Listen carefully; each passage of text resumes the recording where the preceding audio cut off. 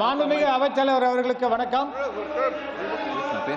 இந்த வார தொடக்கத்தில் நாடாளுமன்ற உறுப்பினர்களுக்கு சம்பளம் உயர்த்தப்பட்ட செய்தி அறிவிப்பாக வெளிவந்திருக்கின்றது.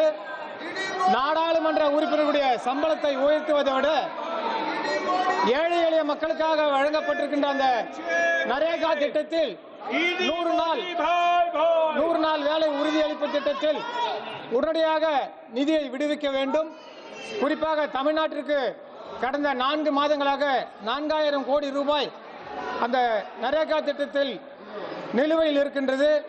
நாடாளுமன்ற உறுப்பினர்களுக்கு சம்பளத்தை உயர்த்துவதை விட மக்கள் நலத்திட்டங்களுக்கு உடனடியாக நிதியை விடுவிக்க வேண்டும் என கேட்டுக்கொள்கிறேன்.